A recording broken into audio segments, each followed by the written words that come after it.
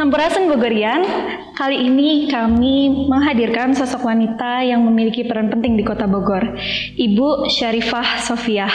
Beliau dilantik pada tanggal 1 Oktober 2020 menjadi Sekretaris Daerah Kota Bogor oleh Wali Kota kita Bapak Bima Arya Sugiarto di Plaza Balai Kota Kota Bogor.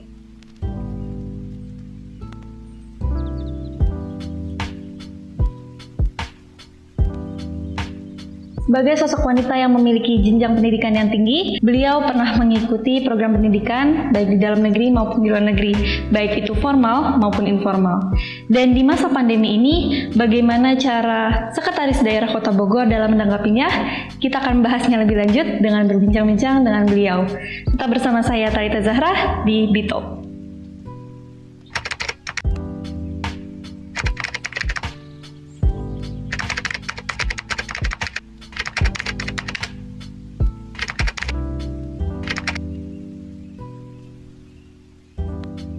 Sampurasun Bogorian, kali ini kita sudah bersama Ibu Syarifah Sofiah.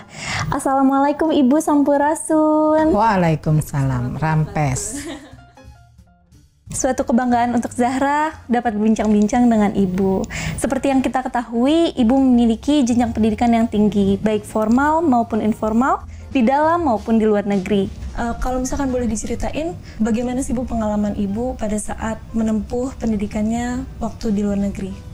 Iya, kalau dari pendidikan ya, gelar akademis memang alhamdulillah ya, saya sudah menyelesaikan, tapi ingin juga sih misalnya dilanjutkan menjadi, sudah ada lah yang mengajak-ajak untuk dilanjutkan sehingga bisa mendapatkan gelar profesor ya, tapi itu masih rencana lah ke depan.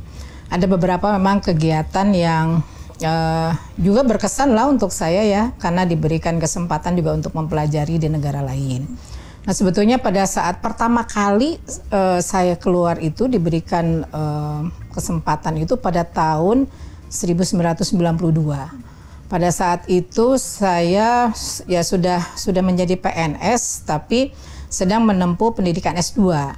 Nah kebetulan S2-nya saya mengambil jurusan atau bidang yang menangani lingkungan.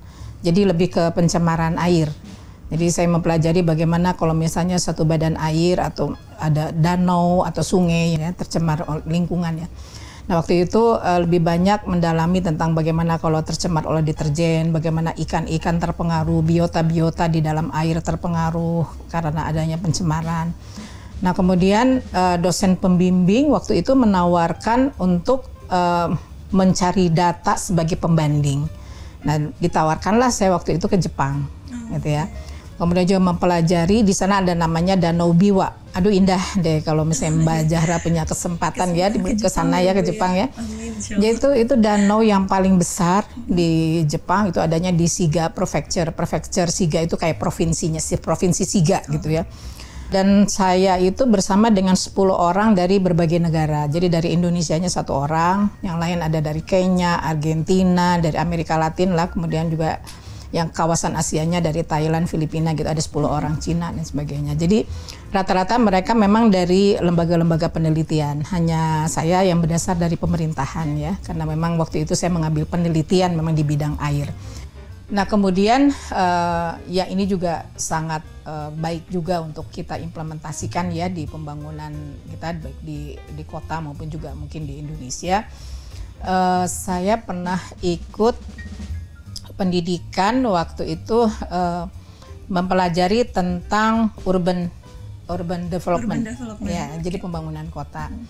Jadi itu juga menarik. Jadi pembangunan kota itu kalau kota-kota di Indonesia umumnya itu terbangunnya kita sebutnya urban sprawl. Jadi urban sprawl itu pembangunan kota yang nggak beraturan gitu. Nah kalau misalnya kita lihat ya pada umumnya di Indonesia lah di kita juga banyak. Kalau kita bikin jalan, pasti di pinggir jalan itu akan tumbuh bangunan-bangunan. Akhirnya akan tumbuh menjadi kota. Tapi itu kota yang tidak teratur.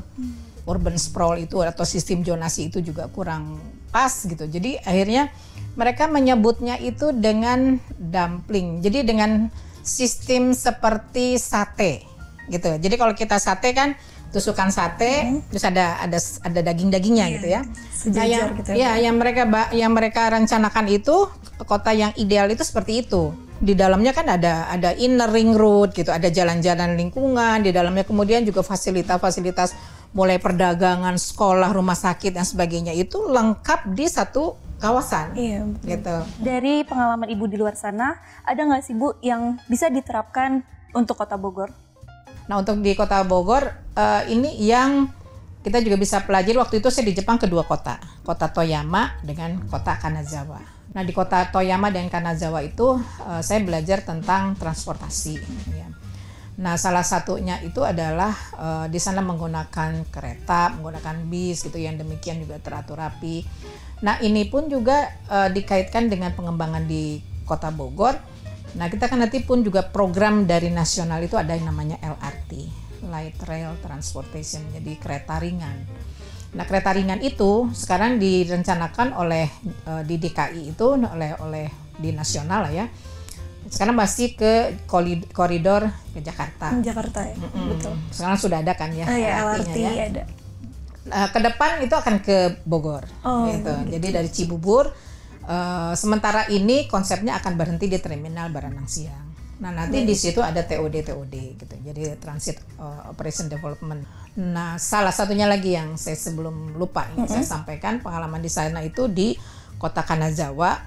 Dia itu dari menata kotanya dia ada tiga fase ya. Jadi ada 3 blok tiga konsep lah.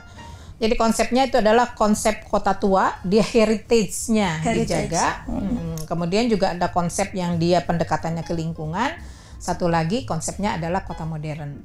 Nah, saya lihat bisa juga dikembangkan di Kota Bogor ya, Bu. Jadi terbagi gitu ya, Iya, Bu, konsepnya. kalau misalnya kita lihat ya Kota Bogor ya. Kota Bogor ini terus sekitar lingkungan istana, kemudian juga ada beberapa lingkungan yang seperti di Kebun Raya depannya ada bangunan-bangunan heritage. Betul. Sangat sayang kalau misalnya itu dibongkar, dibikinkan modern. Kita tidak punya kenangan. Tidak punya heritage. Dari konsep tersebut, Bu, bagaimana kita meningkatkan perekonomian di bidang pariwisata?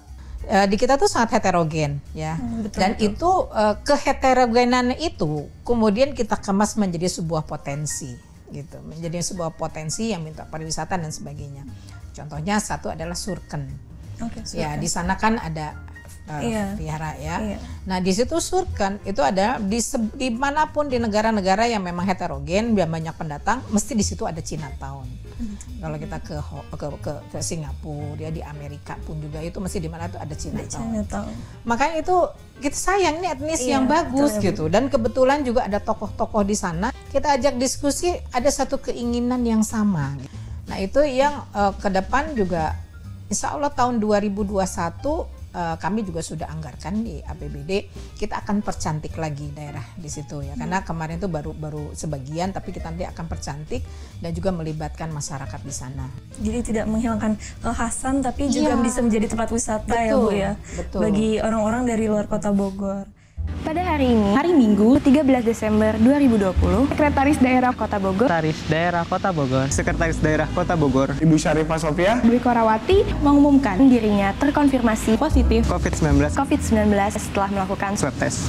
Saya Safa Samara melaporkan untuk SPTV. Harusnya masyarakat itu percaya selama 1 tahun yang harusnya kita menghasilkan orang-orang pintar bisa hilang gitu. Tapi tiba-tiba kehilangan indera penciuman dan rasa. Hasilnya malamnya itu keluar, ya saya dinyatakan positif gitu ya. Pelajaran yang baik adalah ilmu terapan, bukan hanya teori dan hafalan. Jadilah manusia emas, jangan jadi manusia cemas.